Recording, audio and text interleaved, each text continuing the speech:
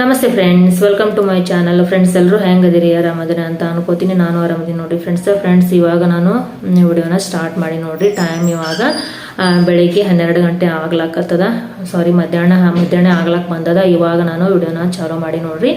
ಅಂದ್ರೆ ಬೆಳಿಗ್ಗೆ ಇಬ್ರು ಮಕ್ಕಳು ಅವ್ರ ಸ್ಕೂಲ್ ಇನ್ನೊಂದು 2 ದಿನ ಆದ್ಮ್ಯಾಗ ಬೇಸಿಗೆ ಸೂಟಿ ಕೊಟ್ಬಿಡ್ತಾರ. ಹಾಗಾಗಿ ಅವರು ಸ್ಕೂಲಿಗೆ ಹೋದ್ರು. ಅವ್ರು ಹೋದ್ಮ್ಯಾಗ ಸ್ವಲ್ಪ ಕೆಲಸ ಇತ್ತಲ್ಲ, ಅದನ್ನೆಲ್ಲ ಮಾಡ್ಬಿಟ್ಟು ಇವಾಗ ನಾನು ಟೈಮ್ ಸಿಕ್ತು, ಇವಾಗ ವಿಡಿಯೋನ ಸ್ಟಾರ್ಟ್ ಮಾಡಿ ನೋಡ್ರಿ. ನನ್ನ ತಮ್ಮನೇಲಿ ನೋಡಿ ನಿಮ್ಗೆ ಗೊತ್ತಾಗಿರ್ಬೇಕು ಇವತ್ತು ನಾನು ಯಾವ ವಿಷಯದ ಕುರಿತಾಗಿ ಮಾತಾಡಕ್ ಬಂದೀನಿ ಅಂತ ಹೇಳಿ. ಹೌದು ಫ್ರೆಂಡ್ಸ್, ನಾವು ಯುಗಾದಿ ಅಮಾವಾಸ್ಯೆ ದಿನ ನಾನು ಹೇಳಿದ ರೀತಿಯಲ್ಲಿ ನೀವು ಈ ಕೆಲಸಗಳನ್ನು ನೀವು ಮಾಡಿದ್ರಿ ಅಂತಂದ್ರೆ ನಿಮ್ದು ಏನೇ ಸಮಸ್ಯೆ ಇದ್ರೂ ಕೂಡ, ಅಂದ್ರೆ ಉದಾಹರಣೆ ಹೇಳ್ಬೇಕಂತಂದ್ರೆ ನಮ್ಗೆ ಪದೇ ಆರ್ಥಿಕ ಸಮಸ್ಯೆ ಕಾಡ್ತಿರ್ಬೋದು. ಇಲ್ಲಾಂದ್ರೆ ಮನೆಯಲ್ಲಿ ಮಕ್ಕಳು ನಾವು ಏನೇ ಹೇಳಿದ್ರು ಕೂಡ ಮಕ್ಕಳು ನಮ್ಮ ಮಾತೇ ಕೇಳದೇ ಇರಬಹುದು. ಮತ್ತು ಪದೇ ಗಂಡ ಹೆಂಡತಿ ನಡುವೆ ಜಗಳ ಆಗ್ತಿರಬಹುದು.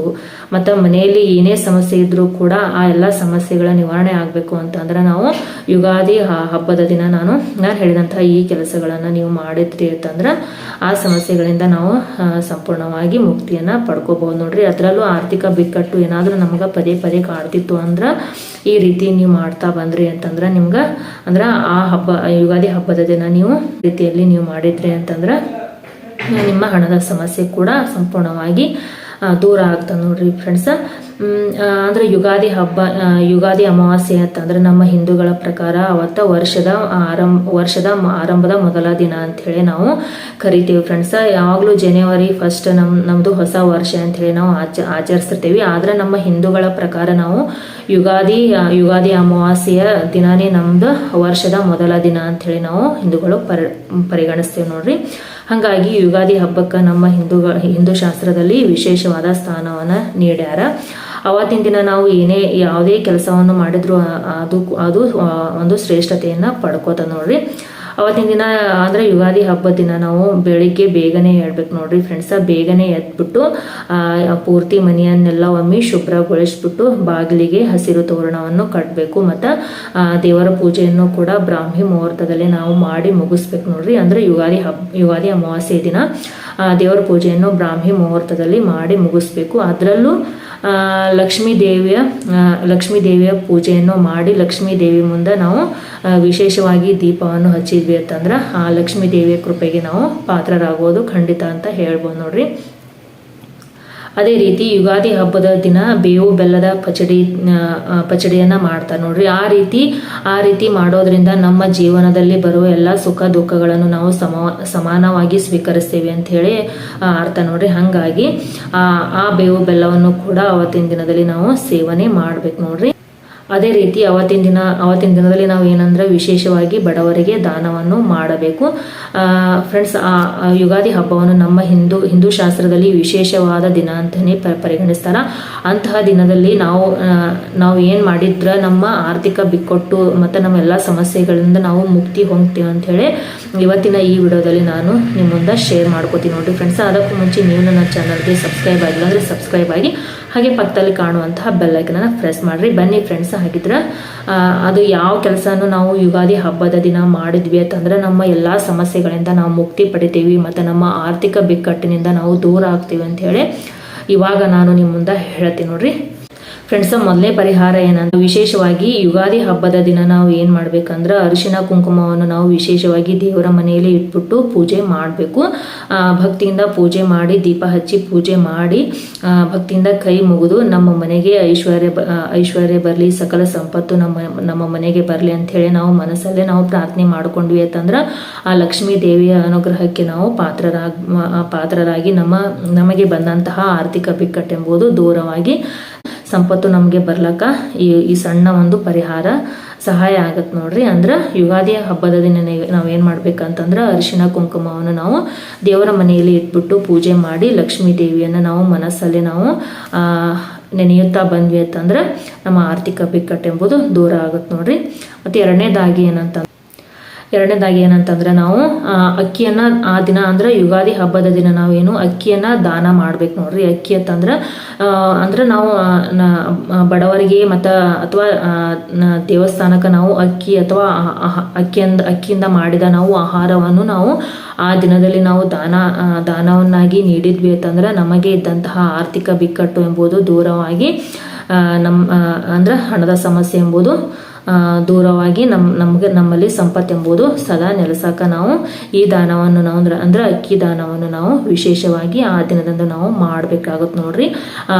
ಅಂದ್ರೆ ಬಡವರಿಗೆ ನಮ್ಮ ಕೈಲಾದಷ್ಟು ಸಹಾಯವನ್ನು ಆ ದಿನದಲ್ಲಿ ನಾವು ಮಾಡಿದ್ವಿ ಅಂತಂದ್ರೆ ಬಹಳ ನಮ್ಗೆ ಒಂದು ಪುಣ್ಯ ಎಂಬುದು ಸಿಗ್ತದೆ ನೋಡ್ರಿ ಫ್ರೆಂಡ್ಸ್. ಆ ದಿನದಲ್ಲಿ ನಾವು ಏನೇ ಒಳ್ಳೆ ಕೆಲಸ ಮಾಡಿದ್ರು ಕೂಡ ದೇವರಿಗೆ ಬಹಳ ಪ್ರಿಯವಾಗುತ್ತೆ ನೋಡ್ರಿ. ಅದರಲ್ಲೂ ನಾವು ಅಕ್ಕಿಯನ್ನು ನಾವು ಬಡವರಿಗೆ ಅಕ್ಕಿ ಅಥವಾ ಆಹಾರವನ್ನು ನಾವು ಬಡವರಿಗೆ ಆ ದಿನದಲ್ಲಿ ದಾನ ಮಾಡಿದ್ವಿ ಅಂತಂದ್ರೆ ದೇವರ ಕೃಪೆಗೆ ಪಾತ್ರರಾಗಿ ನಮ್ಮ ಯಾವುದೇ ಸಮಸ್ಯೆ ಇದ್ರೂ ಕೂಡ, ಅದರಲ್ಲೂ ಆರ್ಥಿಕ ಸಮಸ್ಯೆ ಎಂಬುದಿದ್ರೂ ಕೂಡ ಆ ದಿನದಲ್ಲಿ ನಾವು ಈ ರೀತಿ ಮಾಡಿದ್ವಿ ಅಂತಂದ್ರೆ ಹಣದ ಸಮಸ್ಯೆ ಮತ್ತು ಆರ್ಥಿಕತೆಯಿಂದ ನಾವು ದೂರವಾಗಿ ಮತ್ತೆ ನಮ್ಮ ಯಾವುದೇ ಸಮಸ್ಯೆ ಇದ್ರೂ ಕೂಡ ಅದರಿಂದ ನಾವು ದೂರ ಆಗ್ಬೋದು ನೋಡ್ರಿ. ಈ ಪರಿಹಾರವನ್ನು ಕೂಡ ನೀವು ಆ ದಿನದಲ್ಲಿ ಮಾಡ್ಬೋದು ನೋಡ್ರಿ. ಮುಂದಿನ ಪರಿಹಾರ ಏನಂತಂದ್ರ ನಾಣ್ಯವನ್ನು ಪೂಜಿಸ್ಬೇಕು ನೋಡ್ರಿ. ಅಂದ್ರೆ ಯುಗಾದಿ ಅಮಾವಾಸ್ಯೆ ದಿನ ಏನಂತಂದ್ರ ನಾವು ನಾಣ್ಯವನ್ನು ಪೂಜಿಸ್ಬೇಕು. ಅಂದ್ರೆ ಉದಾಹರಣೆ ಹೇಳ್ಬೇಕಂದ್ರ ₹1 ಕಾಯಿನ್ ಆದ್ರೂ ಇಲ್ಲಾಂದ್ರೆ ₹5 ಕಾಯಿನ್ ಅಂತ ಹೇಳಿ ಸಿಗ್ತದಲ್ಲ, ಅದನ್ನ ತಗೊಂಡ್ಬಿಟ್ಟು ನಾವು ದೇವರ ಮನೆಯಲ್ಲಿ ಇಟ್ಟು ನಾವು ಆ ನಾಣ್ಯಕ್ಕೆ ಏನಂದ್ರೆ ನಾವು ವಿಶೇಷವಾದ ಪೂಜೆಯನ್ನು ಮಾಡಬೇಕು. ಆ ನಾಣ್ಯವನ್ನು ನಾವು ಪೂಜಿಸ್ಬಿಟ್ಟು ನಾವು ಏನ್ ಮಾಡ್ಬೇಕಂದ್ರ ಆ ನಾಣ್ಯವನ್ನು ನಮ್ಮ ಪರ್ಸ್ ಅಥವಾ ಬೀರುವಿನಲ್ಲಿ ಅಂದ್ರೆ ನಾವು ಹಣವನ್ನು ಎಲ್ಲಿಡ್ತೇವಲ್ಲ ಆ ಜಾಗದಲ್ಲಿ ಆ ನಾಣ್ಯವನ್ನು ಇಡಬೇಕು. ಅಂದ್ರೆ ಬೀರುವಿನಲ್ಲಿ ಸಾಮಾನ್ಯವಾಗಿ ಎಲ್ಲರೂ ಬೀರುವಿನಲ್ಲಿ ಹಣ ಇಡ್ತಾರಲ್ಲ, ಅಂತಹ ಜಾಗದಲ್ಲಿ ಆ ನಾಣ್ಯವನ್ನು ಇಡಬೇಕು. ಇಲ್ಲಾಂದ್ರೆ ನಮ್ಮ ಪರ್ಸ್ನಲ್ಲಿ ಯಾವಾಗಲೂ ನಾವು ಹಣ ಇಟ್ಟಿರ್ತೇವಲ್ಲ ಅಂತಹ ಆ ಪರ್ಸ್ನಲ್ಲಿ ಕೂಡ ಆ ಪೂಜಿಸಿದಂತಹ ನಾಣ್ಯವನ್ನು ನಾವು ಇಟ್ಕೊಂಡ್ವಿ ಅಂತಂದ್ರೆ ನಮ್ಮ ಹಣದ ಸಮಸ್ಯೆ ಎಂಬುದು ದೂರ ಆಗುತ್ತೆ. ನಮ್ಮ ಯಾವುದೇ ಸಮಸ್ಯೆ ಇದ್ರೂ ಕೂಡ ಈ ಪರಿಹಾರವನ್ನು ಕೂಡ ನಾವು ಆವತ್ತಿನ ದಿನದಲ್ಲಿ ಮಾಡ್ಕೋಬಹುದು ನೋಡ್ರಿ. ಹಾಗೆ ಮುಂದಿನ ಪರಿಹಾರ ಏನಂತಂದ್ರ ತುಳಸಿ ಗಿಡದ ಮುಂದೆ ನಾವು ದೀಪವನ್ನು ಹಚ್ಬೇಕು ನೋಡ್ರಿ. ಅಂದ್ರೆ ಯುಗಾದಿ ಅಮಾವಾಸ್ಯೆ ದಿನ ನಾವು ಸಂಜೆ ಟೈಮ್ ಏನ್ ಮಾಡ್ಬೇಕು ಅಂತಂದ್ರೆ ಸಂಜೆ ಟೈಮಲ್ಲಿ ನಾವು ಸಾಮಾನ್ಯವಾಗಿ ದೇವ್ರ ಮುಂದೆ ದೀಪ ಹಚ್ಚಿ ಮತ್ತು ಧೂಪ ಬೆಳಗ್ತೀವಿ. ಅದೇ ರೀತಿ ತುಳಸಿ ಗಿಡದ ಮುಂದೆಯೂ ಕೂಡ ಯುಗಾದಿ ಹಬ್ಬದ ದಿನದಂದು ನಾವು ದೀಪ ಹಚ್ಚಿ ಆ ಧೂಪವನ್ನು ಬೆಳಗಿದ್ವಿ ಅಂತಂದ್ರೆ ನಮ್ಮ ಯಾವುದೇ ಸಮಸ್ಯೆ ಇದ್ರೂ ಕೂಡ ತುಳಸಿ ದೇವಿ ಆ ದಿನದಲ್ಲಿ ನಾವು ಅವಳಿಗೆ ಈ ರೀತಿ ನಾವು ಪೂಜೆ ಮಾಡಿದ್ವಿ ಅಂತಂದ್ರೆ ನಮ್ಮ ಸಮಸ್ಯೆಗಳನ್ನು ದೂರ ಮಾಡ್ಲಿಕ್ಕೆ ಇದು ಒಂದು ಪರಿಹಾರ ಸಹಾಯ ಮಾಡುತ್ತೆ ನೋಡ್ರಿ. ಅಂದ್ರೆ ನಮಗೆ ಸಮೃದ್ಧಿ ಮತ್ತು ನಮ್ಮ ಸಕಲ ಪಾಪಗಳು ಪರಿಹಾರ ಆಗ್ಲಕ್ಕ ಮತ್ತು ನಮ್ಗೆ ಸುಖ ಸಮೃದ್ಧಿ ಬರ್ಲಕ್ಕ ಈ ಪರಿಹಾರ ಕೂಡ ನಮ್ಗೆ ಸಹಾಯ ಮಾಡುತ್ತೆ ನೋಡ್ರಿ.